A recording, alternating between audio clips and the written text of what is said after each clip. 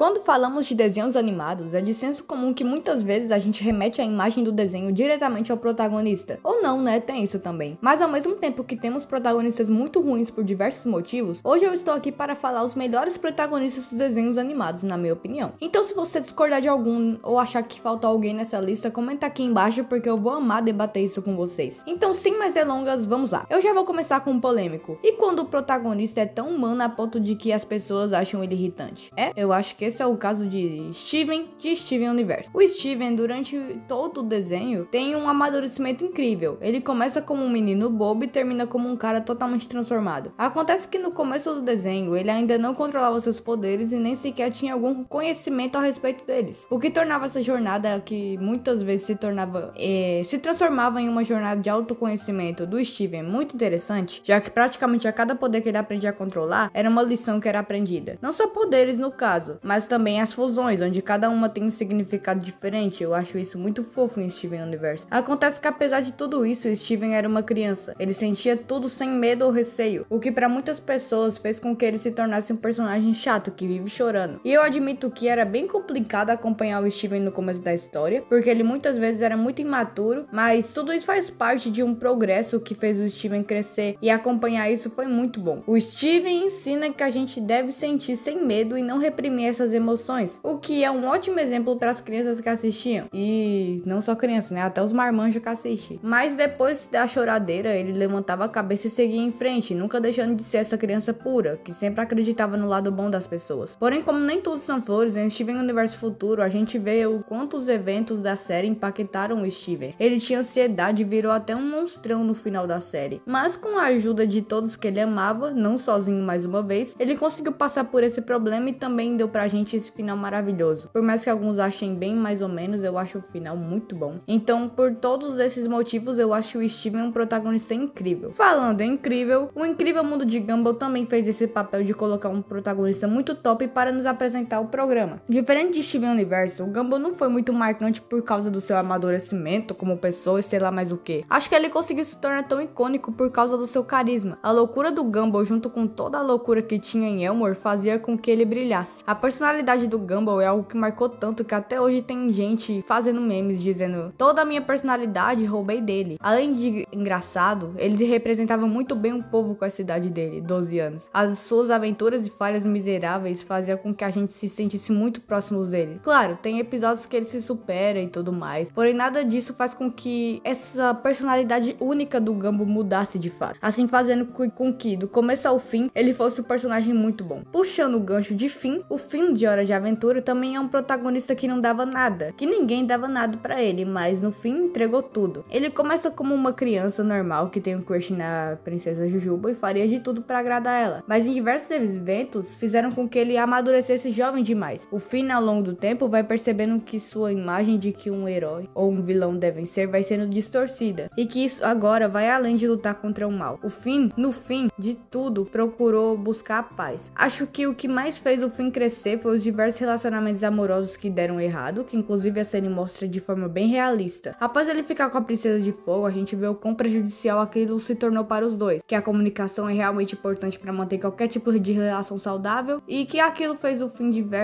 experimentar diversas emoções negativas, que fez com que ele crescesse. Mas se tu pensa que o Finn só teve só um arco de crescimento, você tá totalmente enganado. Hora de Aventura tem 10 temporadas e praticamente em 9 delas o Finn tem vários arcos de evolução. Após ele descobrir mais sobre a família dele, ele tem uma crise de identidade, mostra o sofrimento dele por não ter uma família de fato durante a vida dele, e mostra ele tentando superar tudo isso. O Finn se tornou um personagem com cada vez mais camadas, enfrentando até mesmo luto durante o processo. Aquele menino animado e inocente foi se tornando cada vez mais reservado, e a única coisa que livrava ele de toda essa sofrência era o Jake, que tava com ele o tempo todo. Bom, se for pra eu comentar sobre toda essa jornada dele, precisaria de só um vídeo pra isso. Um vídeo só dele. Então vamos passar para o próximo personagem. O Aang de Avatar, assim como o Finn, no começo da história era uma criança que só queria brincar e se divertir. Pra ele, a missão de ser Avatar era muito chata, apenas algo que fazia ele ficar com tédio. Mas ao longo que a história vai passando, ele vai entendendo quão importante é essa missão pra ele, e o quanto o Avatar é responsável para trazer a paz de volta, já que ele observou de perto muitas consequências da guerra. Após aprender com os antigos avatares e focar no seu objetivo, Aang realmente cresce como pessoa, mas não deixou de ser aquela criança brilhante. Com calmaria e concentração, então ele enfrentou o Senhor do Fogo e venceu, graças a toda a jornada que ele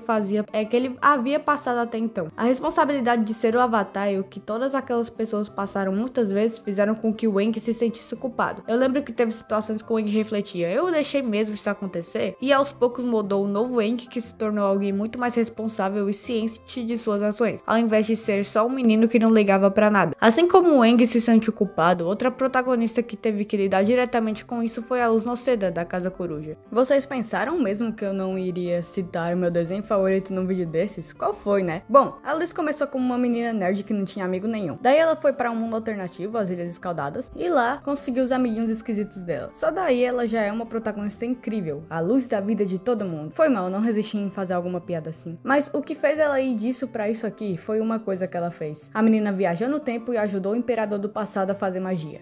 Apenas fez com que o maior vilão da série se tornasse o maior vilão da série. Mas foi sem querer, a bichinha da luz. Ela se sentiu muito culpada que nem ia voltar mais pras Ilhas Escaldadas e tal. Ela ficou muito mais séria e perdeu todo aquele jeito imaturo dela. Mas graças ao Titã, os amigos dela ajudaram ela. Ela virou um Titã colossal e derrotou o Belos. E tudo ficou bem, mas pelo menos foi uma lição aprendida. Aproveitando que estamos falando de desenhos da Disney, bora falar de Anfíbia? Acho que o que fez a Anne evoluir na série foi o aprendizado do significado de amizade. Até porque o que ela tinha era uma amiga totalmente tóxica e paia. Mas depois que ela vai pro mundo dos sapos e conhece o Sprig, aos poucos ela vai aprendendo o que é amizade e tudo mais. A amizade não é fazer tudo pra agradar a outra pessoa, só pra ela continuar te considerando uma amiga. A amizade não é fingir que gosta de tal coisa ou ir pelo embalo só pra ver se é aceita pelos outros. Se a pessoa é seu amigo de verdade, ela vai te aceitar do jeito que você é de verdade. Por isso, após ela reencontrar a Sasha, ela acaba se revoltando com os sapos lá e aos poucos livra toda essa dependência na Sasha. E graças a isso, ela também tem uma brecha pra um arco de redenção, a Sasha. Mas eu vou parar por aqui porque eu ainda não terminei a série, me perdoem. E quando terminar eu vou trazer um vídeo completinho sobre Anfíbia. Eu amo esse desenho. Eu não sei como ligar Anfíbia com She-Ra, mas agora eu quero falar de She-Ra e as Princesas no Poder. No caso, sobre a protagonista desse negócio, a Adora. Que além do carisma insano da Adora, sério, essa mulher me fez rir muito. Ela tem um diferencial das outras protagonistas. Se o Naruto agisse que nem a Adora, o anime teria acabado na metade do clássico. Além da evolução dela no sentido, eu sou a She-Ra, mas nem por isso eu sou a superior zona, eu também tenho falhas e preciso de ajuda, ela também é bem humanizada, inclusive em seus próprios pensamentos intrusivos. Ela muitas vezes não consegue desapegar da ordem e tudo que tem lá, principalmente por causa da Felina. Inclusive foi ela que fez com que a Adora fosse tão incrível. Isso porque chegou num ponto da série que a Adora olhou pra ela e falou, olha aqui, se tu não quer ajuda, eu não vou mais te ajudar. Aí ela só desiste da cara. Isso não parece muita coisa, mas é muita coisa. Isso porque normalmente nesse tipo de coisa, nesse tipo de obra, acontece o completo oposto. O protagonista fica atrás do vilãozinho que ele gosta, o negócio inteiro, e fica muito repetitivo. Aí a Adora chegou lá e cortou isso totalmente. Por mais que a minha personagem favorita seja Felina barra Catra, não sei como eu a chamo, eu acho que a Adora já é um motivo suficiente pra assistir She-Ra.